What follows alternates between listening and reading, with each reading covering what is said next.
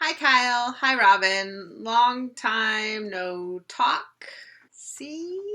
Anyway, I am talking to you from sunny Florida, which you can't tell because I am inside and not outside, where there's this big bright thing in the sky all the time, and I didn't want to alarm anybody with that. Today, I was going to talk to you about role playing with kids. As you know, I have an 11-year-old son, and he is very interested in getting into role playing.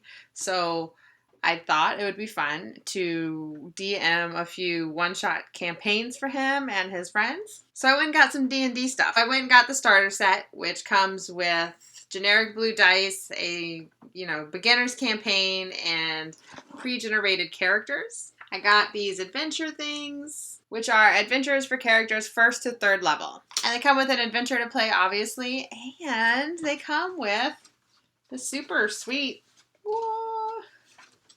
DM screen. I mean, that's like enough reason right there, right? So I got Murder in Baldur's Gate, which is, well, full of murder, obviously. I also got Legacy of the Crystal Shard, which, as everyone's favorite Warden of the North, well, yeah, says all the time, winter is coming. I didn't just stick with D&D stuff. I also got 2 different other systems for him to explore as he gets more into it. Also for me to explore, for that matter. I got the Fate Accelerated book, which you can download online for free in PDF form, which is pretty neat. I've heard other really good things about this. It basically streamlines the core book into just here's super simple steps to get you into the game and excited about it. I also bought Savage Worlds, which I heard was another good kind of generic system like the Fate is, for if he gets even more into it and wants to kind of design his own stuff that he could get his friends into playing a little bit more easily, perhaps, than, doing the whole Dungeons and Dragons systems or Pathfinder, which I find incredibly difficult. And speaking of which, yeah, Trixie needs to make a return on the Boom Quest, in case my faithful GM is watching this, Lance. We should do that. Trixie needs to slash again. Okay. And then I thought about talking about kind of not mainstream RPGs. I don't know if that's right. Indie, maybe. I am super new into RPGs, in case it wasn't obvious. I was actually going to play The Secret of Cats in St. Louis, which is ironic because I am not a fan of cats. Your magical cats that protect your burden from all the things that go bump in the night. There's the Parliament of Cats that kind of watches over everything, and you have to, do cat things like mark territory. There's also Best Friends, a role-playing game about girlfriends and all their petty hatreds. You set the scene, say prom, where you all show up in the same dress. Possibly even more magnified would be you're all at your 20-year reunion and you're trying to figure out who's the most successful, or maybe there was an affair. Whatever, all the crazy things that girlfriends talk about. And then you create your characters, and this is why it is so great. The reason why you hate the other characters, so they're the prettiest or the coolest or the smartest, and you get to decide why you hate that person. And then you get to act like that. So if you hated me because I was, the throat punchiest, then you'd have to act like that towards me, oh, you and your stupid throat punching, and work that into the story. And so that is kind of twisted, and I think I love that about this. So yeah. And then I also bought this Microscope game, which is a fractal role-playing game of epic histories. You don't need a GM, and you can play it all in one sitting. And I also like that you can zoom in and out on histories. So if you chose to do Mustard's Rebellion, you could zoom way out and look at it from kind of a societal impact standpoint, and then zoom in and be this conflict between these 2 characters. And that just seems really neato. So I was going to talk about these things, but then I saw on your video, Kyle, a comment about how it was kind of weird that we would talk about RPGs in a board game channel at all.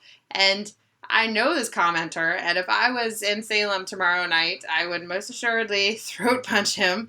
But, it got me to thinking a lot, actually, about if that had any merit, his comment. Like, is it weird that we're talking about RPGs on this channel?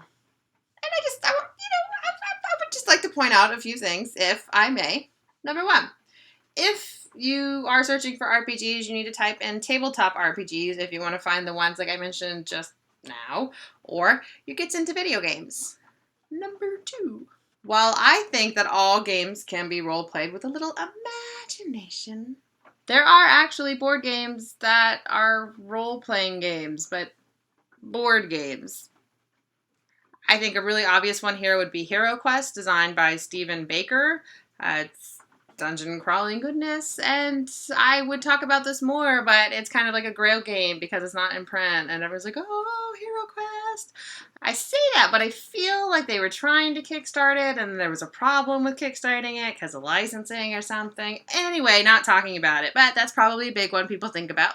Kind of like Space Hulk by Richard Halliwell, but again, you know, it's been reprinted a few times. If you don't want space and aliens and blowing each other up, do it. Space Marines and aliens, like, let's, yeah. I have really digressed at this point, so I'm going to just put the brakes on hero questing and space hulking and talk about Descent. It is designed by Kevin Wilson. It's a 2 to 5 player dungeon crawler where everybody is trying to conquer the dungeon, get as much loot as they can, and not all die, which would let the Overlord win. Another dungeon crawling board game would be Castle Ravenloft, which is designed by a bunch of dudes. It is a Dungeons and Dragons board game for 1 to 5 players. You know, it has the same idea as the RPG. You have your character, you're killing things, you're hoping to not all die. As a side note, there are like 4 or 5 of these. Legend of Drizzt, I hear, is very good as well.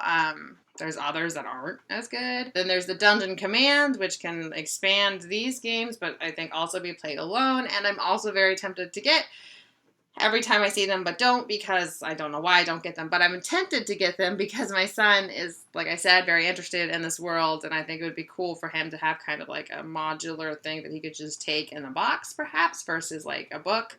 And trying to get everybody into it like that, because like, hey, check this out, we have an actual dungeon and minis, and that might be cooler. I don't know. And if dungeon crawlers aren't your thing, then there is the Tales of the Arabian Nights, which were done by a bunch of guys back in '89, I think, and then redone by some of those guys and some other new guys recently. What you do in that one is you play in the Tales of the Arabian Nights, and there's a board and there's a book, and it's like choose your own adventure. So it's like, oh, I landed in this town and I am this person, and page 7, and I read my thing, and then I flip to the page based on my choice, and then there's charts, and did I do this? Did I do that? Did this not happen? I don't know, but of course there are any number of other types of games like this. There's, you know, Runebound probably. There's Dungeon. Let's not forget about that one. There's some Lord of the Ring ones. There's War of the Ring. There's Warhammer Quest. I mean, Warhammer has a few different ones like this, like Chaos in the Old World and stuff like that. You could probably consider that role-playing if you want to get crazy. So, Scott, it may seem like role-playing is a weird topic for a board gaming channel, but role-playing games and board games can live in harmony if they could just pass their initiative check. Bye.